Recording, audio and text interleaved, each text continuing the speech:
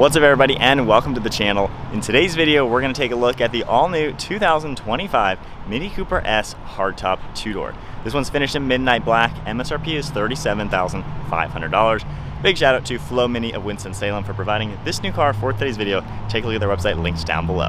Powering the 2025 Mini Cooper S two-door hardtop, you're going to find the 2-liter inline 4-cylinder turbocharged motor, pumping out 201 horsepower with 221 pound-feet of torque. It's paired to a 7-speed dual-clutch transmission, sending all the power to the front wheels. And with a curb weight around 3,000 pounds, the new Mini Cooper S can do 0 to 60 in 6.3 seconds and still achieve 28 miles per gallon in the city with 39 out on the highway. The overall length is 152.6 inches with a wheelbase at 98.2, width is 77.6, and height is 56 inches. Moving on to the exterior styling with the new 2025 Mini Cooper two-door. It's a pretty nice design. It's got a subtle upgrade in style from the previous gen. You're gonna see these new headlights finished off in the really cool round design. You can see the daytime running lights throughout them. Definitely looking good with that blacked out bezel. You can also see all this gloss black trim for the front grille. You can also see more openings up above, safety sensor, forward facing camera, your S badge, and then there are some active shutters down below to improve efficiency when needed. You're gonna see some black trim fading around the lower portion, and it's just a really clean design. Still giving you that retro vibe that every Mini is known for, but cleans it up to look a little bit more modern. You're gonna see the Mini badge right in the center, and you even have the British flag into these 2 racing stripes on the hood. Definitely a sporty little car.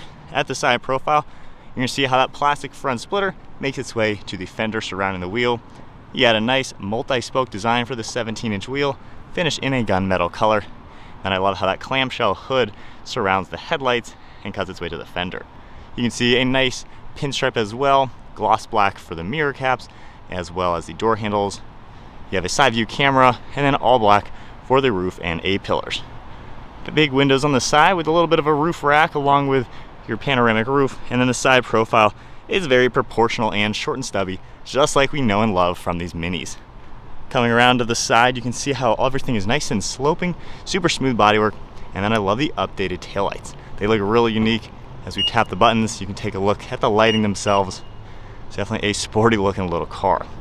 You're gonna see the black trim with Cooper S throughout the center with your Mini badge, rear view backup camera, and then you can see just the black trim down below with parking sensors throughout the bumper.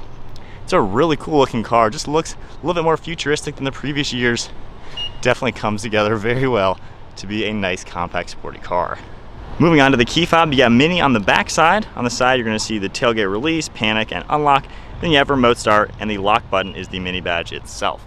Keeping the key fob in my pocket, when I get close or grab the door handle, it'll automatically unlock, and we can take a look at this new interior. You're going to see these really cool sport seats with the leather material, blue accents, fabric as well.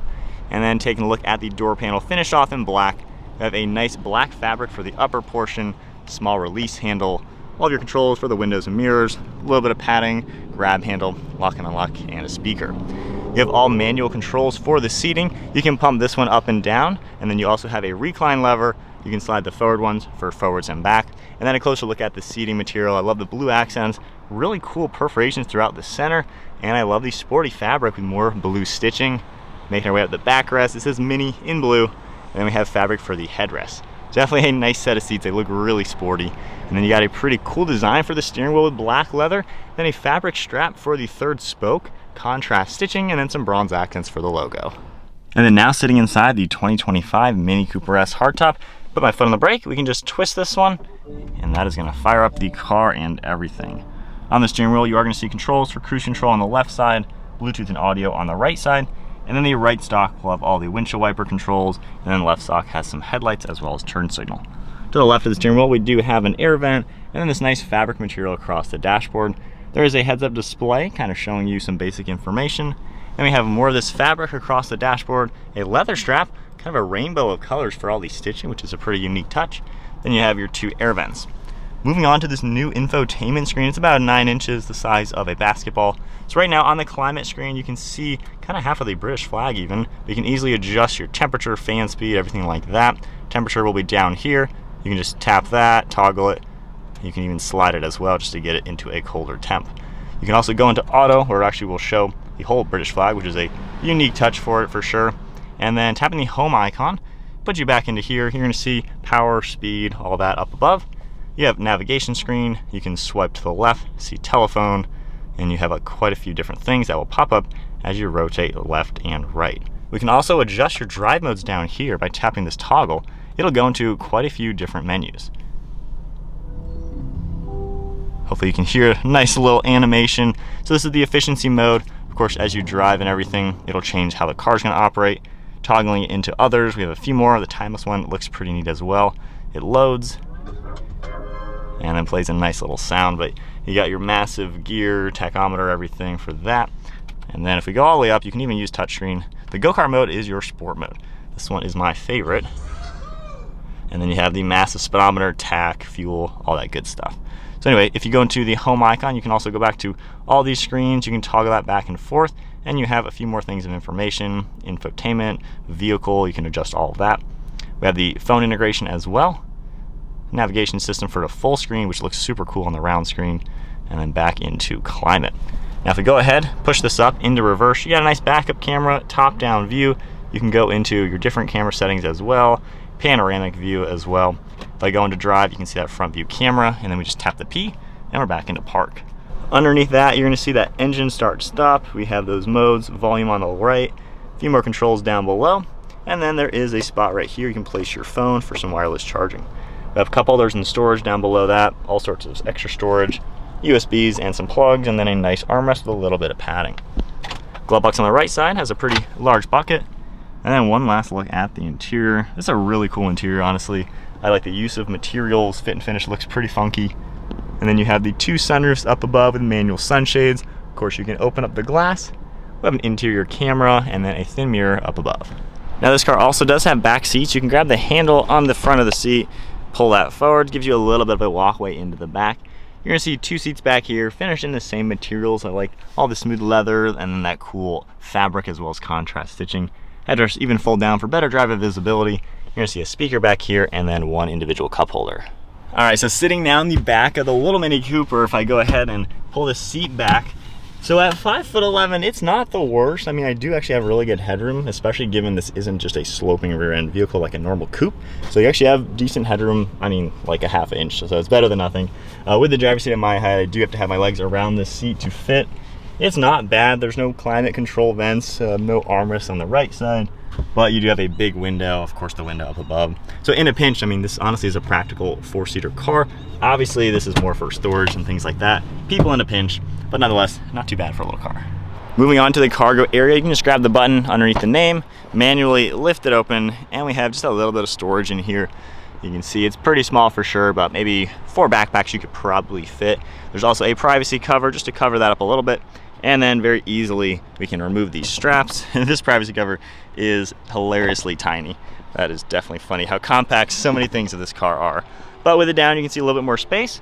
These headrests you can easily fold backwards, and then just popping that, we can get these to fold forwards. With them folded down, you still got pretty good space now, of course, if you want to use this as just a 2-seater. So it can be pretty practical. We have 2 grab handles up here to manually close that. And then in here, they're gonna fold down nice and flat to maximize the storage space in this compact car. All right, so setting off now in the new Mini Cooper. So I'm in the go-kart mode. This is gonna make the car drive a little bit more fun. This is basically sport mode, and given it's so small, it does feel like a go-kart. So it's gonna hold the gears a little bit better. And this is pretty fun, just zipping through this little twisty road.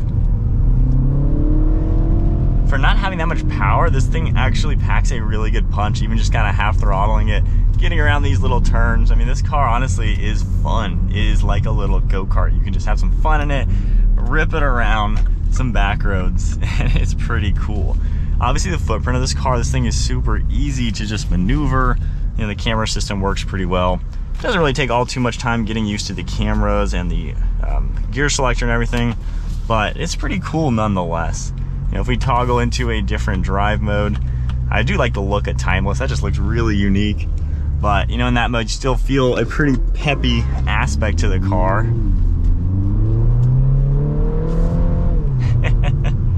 Oh, this thing is just fun to play around. And suspension just feels so confident too. I mean, this thing is very composed. Obviously, we're going slow, but still, these are sharp turns, and this thing is just ripping it around. If you want to have just a fun little car, I mean, Mini Coopers have been around forever, and the fun factor has always been there. And this new one definitely adds a lot of fun factor to it. So if we tone it down into the green mode, just the conservative drive mode, this is definitely way more sluggish. Like, I'm trying to floor it and nothing's happening with our speed. But some normal things, you have a really good view out the front, mirrors all do a great job, and the back end is right there. So honestly, it's really easy to see around. The ergonomics are pretty cool. I like how minimalistic the car is. My one complaint is, like with the BMWs, which is, built with Mini, kind of the same company, you have to tap here every time to adjust your temperature, and you kind of have to tap it, or you can kind of rotate your finger. But nonetheless, I wouldn't mind just a little bit better way to change your fan speed as well as the temperature. I know a lot of people aren't the biggest fan of every single thing in the screen, but I think overall this does do a pretty good job making it easy to use. The toggles are really unique looking, and the screen itself, while not everyone likes the big tablet, this just looks so cool. It's so different, it's so unique, it totally fits the theme of a Mini. Minis are kind of weird, they're a little quirky. So to have just this big round 9-inch screen looks so cool. The older ones had a bezel with a normal screen in it, but this one just fits the interior, honestly. I feel like it really is nice. These seats are also really comfortable, super supportive as well. I mean, I fit nicely in this car, and I like this, the armrests are padded enough. It's a nice place to be. And when you're driving in it, you can tell it has that BMW intervention to where it feels pretty refined. If we get up to a little higher speed, you don't really hear any road noise or wind noise. It's very comfortable, and yet it was fun to rip through the little twisty turns. So the suspension absorbs the bumps, where this is a perfect daily driver. So I think there's a pretty good two aspects with this car, to where it can be an economical daily driver. I mean, it's got the comfort aspect, it's got good modern technology as you would expect in any 2025 model year car. And the way everything works and everything, I mean, it's easy to pinpoint and easy to place.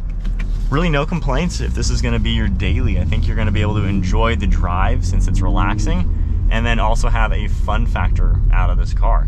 And given it's actually pretty practical, this is something you can use and actually use the space that it has.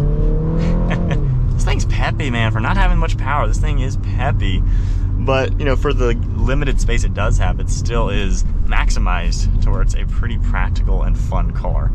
All right, so my perspective.